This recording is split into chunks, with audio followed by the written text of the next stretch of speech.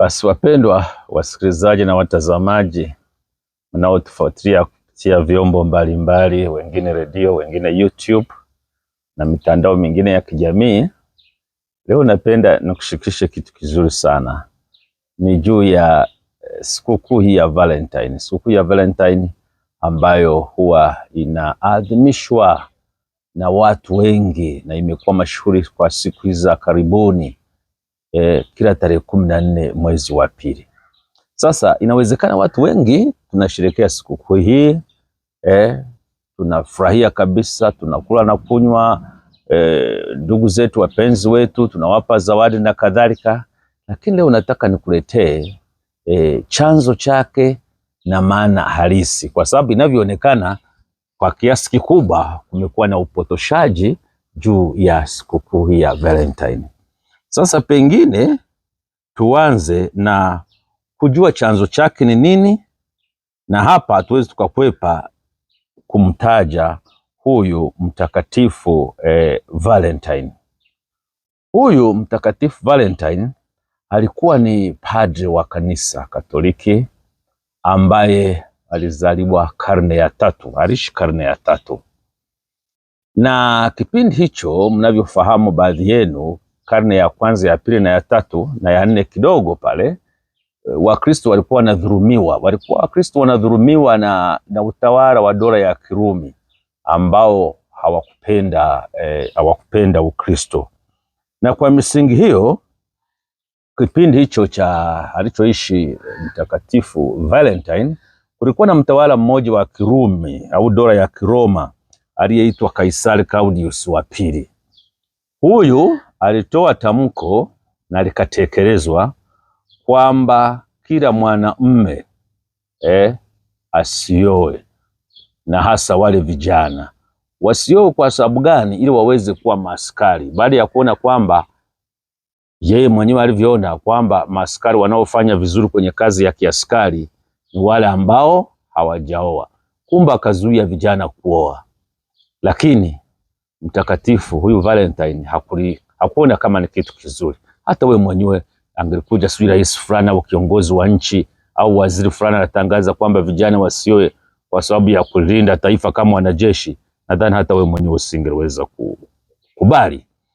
Kwa hiyo sasa yeye alichokifanya, akawa anawafungisha ndoa kwa siri vijana chini, ila baada ya muda fulani alikuja kugundulika, na alipogundulika akawa amefungwa kizuizini, akafungwa.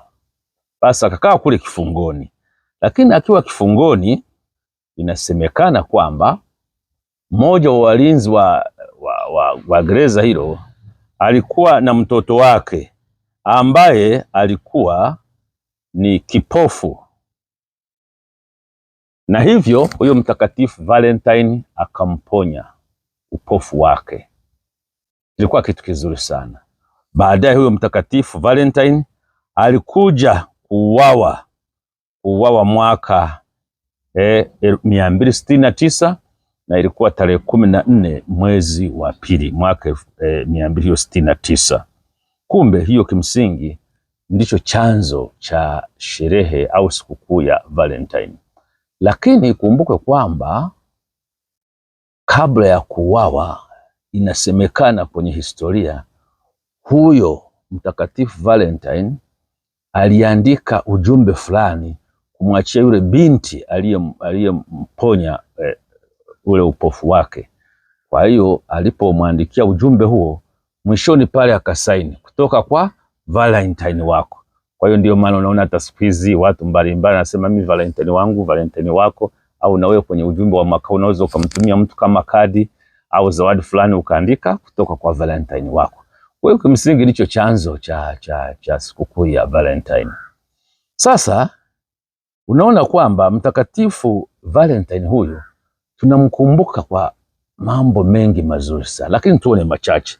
Kitu cha kwanza ni hiki, kwamba upendo wa kweli una ujasiri. Ni rahisi kupenda wakati mambo ni mazuri, lakini upendo wa kweli unasimama hata katika changamoto, na unahitaji uamuzi na si hisia tu. Wengi wetu tunapenda wakati hali ni nzuri, wakati basi kila mtu anafurahia maisha, lakini zinapokuja changamoto kama za magonjwa au nini au kutofautiana, upendo huu unawekwa pembeni. Lakini kitu cha pili tunachojifunza kutoka kwa mtakatifu huyu ni kulinda haki za raia. Haki za raia, kutetea sakramenti. Kwa mfano hii ya ndoa alivitetea mpaka kwa tayari unaona kumwaga damu yake kwa ajili ya kutetea kitu ambacho ni kizuri sana. Na sisi tujifunze kitu hiki kizuri sana, na hasa wakati huu mfano kama ndoa zinapokaribiwa na changamoto nyingi, mambo kama ya ushoga na kadhalika, tutetee sakramenti hii ya ndoa. Lakini kuna kitu kingine ambacho ningependa nikushirikishe siku ya leo tunaposherehekea hii sikukuu ya Mtakatifu Valentine kwa mwaka wa 2026. Ni huu upendo ambao sasa umekuwa kama bidhaa. Sakramenti ya Valentine kama tunavyosherehekea mwaka huu ni sikukuu ambayo inawaingizia watu fedha nyingi sana. Ukienda nchi kama za Ulaya ambazo watu wanapenda kama siku ya Valentine kupeana maua, kwa Afrika hatuna utamaduni huo sana. Maua yatauzwa mamilioni na mamilioni, pesa itaingia. Lakini siku hizi kwa sababu ya mitandao ya kijamii utakuta kuna kadi mfano tunatumiana hizi za kielektroniki.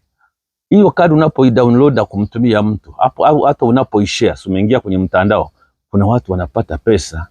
Umeweka data kwenye simu yako, unapofanya hicho kitendo hicho cha sekunde kama 2 au 3, kuna watu wanapata pesa nyingi sana. Na tutatumiana jumbe hizi iwe kwa WhatsApp, iwe kwa njia nyingine za mitandao ya kijamii hii hapa. Kila unapofanya kutuma kitu fulani, kuna watu wanaingiza pesa. Kwa hiyo unaweza ukaona Valentine hii ni ya biashara sana. Watu kesho, hasa kina mama wengi utakuta wamevaa nguo nyekundu, wamefanya shopping zao hizo. Unaona? Zawadi tunazotoa hizo tayari ni pesa, ni mzunguko wa pesa. Kwa kuna watu wanafanya biashara na wanafaidi kweli. Sasa tufanye nini? Ni kitu ambacho ningependa kusema kwamba tuende kusherehekea hii siku ya Valentine, ni kitu ambacho ni kizuri sana. Lakini tungesonga hatua moja mbele zaidi. Si kwamba tuwatumie si wapenzi wetu. Hapana. Tumia kadi, mzazi wako, mama yako, baba yako au mdogo wako, mtumie kadi, mtumie zawadi, mpatie zawadi, mpigie simu. Vitu hivyo ni vitu ambavyo vinaonyesha mapendo. Lakini zaidi ya hapo, tunaweza tukasonga hata hatua moja mbele zaidi ambayo ni nzuri.